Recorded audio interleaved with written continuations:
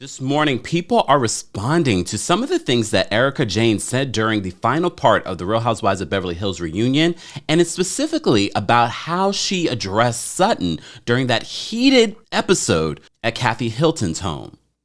Welcome back to the Kempire Daily YouTube channel, where you get daily and consistent hot topics in music, entertainment, reality TV, and so much more. As always, be sure to like this video, subscribe to the channel, and hit that notification bell so you never miss out on breaking news when we go live or when we upload.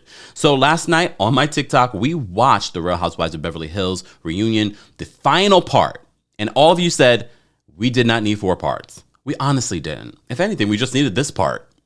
And even in this part, even though Erika feels as if she answered everything, Andy Cohen says she answers it all, there are still a lot of unanswered questions. But at this point, I think a lot of people do not care. But there was a very cringy moment when we were addressing, that heated argument between Erika Jayne and Sutton at Kathy Hilton's home, where she basically says to her, "I'm coming for you." So, of course, Garcelle had questions. We all had questions. And Erika's defense of that moment, that heated moment when everyone said, Dorit called Garcelle a bully. But when you look at that conversation, that is a clear case of bullying, because Sutton is just looking at you. Don't talk to me that way. Don't talk to me that way. According to Garcelle, that moment is probably one of her biggest regrets of the season, is that she did not step up in that moment. She didn't step up for her friend. But in her defense, she says Erika had her back to Garcelle, so she didn't really see the full exchange. But all the other ladies saw the full exchange. All the other ladies saw how this was going down and how Erika Jayne was bullying Sutton. Okay? But we didn't call it that. And when I say we, y'all. And when I say y'all, I mean the other ladies on the show. They didn't call it that. But they called Garcelle a bully during the season.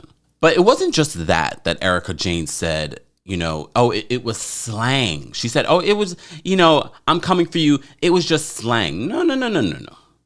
She didn't stop there. She said, if the Real Housewives of Atlanta, if it would be a conversation if they said it. If they said it in Potomac, it would be a conversation. And then she conveniently added at the end of that, if it was New York City, it would be a conversation. But a lot of people were like, interesting, you pointed out your very first 2 choices in that conversation were the Black women, the Black cities that are featured within the franchise. And a lot of people are like, that was interesting. But the follow-up question that Andy Cohen did not get to, and I'm not going to say because maybe Andy didn't hear it, but that's the producer's job to step in. Can we address what Garcelle asked there? Because Garcelle asked, after she compared it to Potomac and Atlanta and conveniently New York City, Garcelle says, what does that mean? And then Erika continues her tirade by saying, it's only the women in Beverly Hills that are so precious.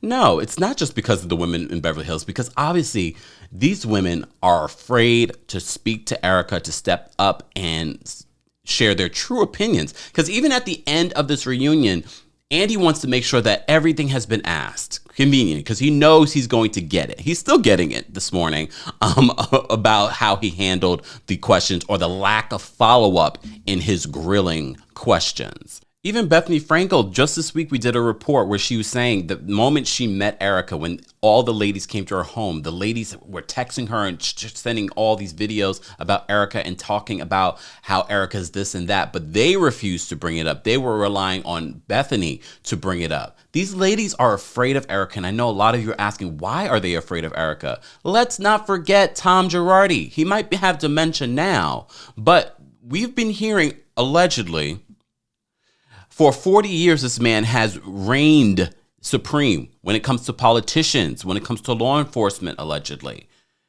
He has influences everywhere.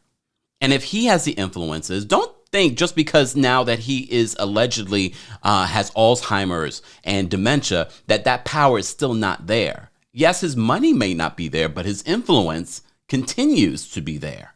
And because she is still married to him, it's like the mafia. The influence is still there because he knows things. And I'm sure because he knows things, she knows things. So the whole conversation about, oh, did Erika knew? Everyone's like, oh, we don't think Erika knew. I do. I think Erika did know. Did she know the full details? Did she know every single bank account? Well, maybe some of them. I do believe Erika knew. She's not some wallflower. And she has clearly shown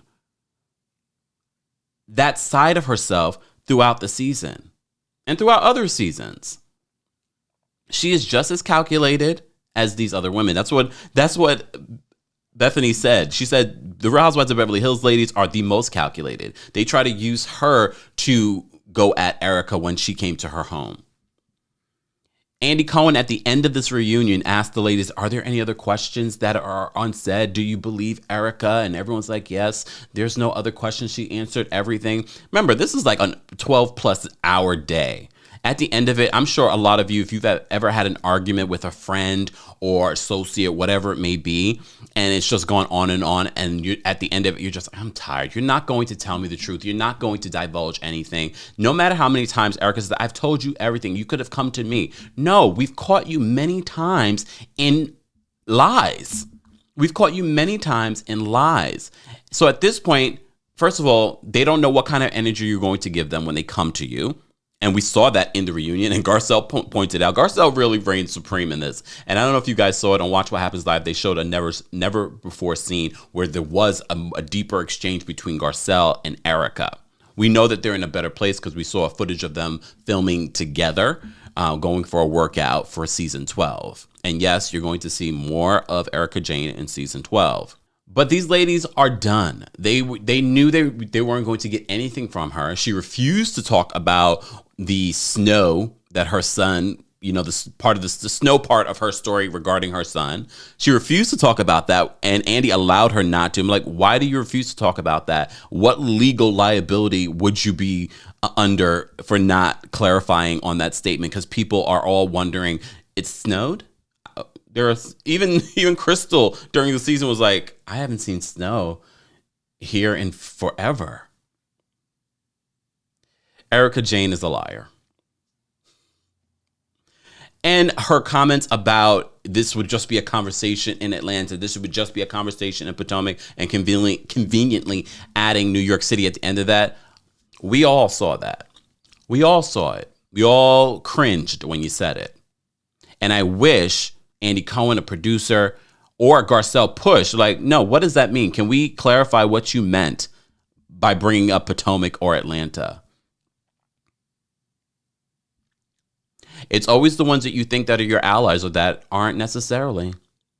Guys, as always, I want to know your thoughts on the Real Housewives of Beverly Hills final part of their reunion. We will be recapping it later today, where you'll be able to share your thoughts as well. But share your early thoughts in the comment section below. Don't forget to like this video, subscribe to the channel, and hit that notification bell so you never miss out on breaking news when we go live or when we upload. Thanks for watching.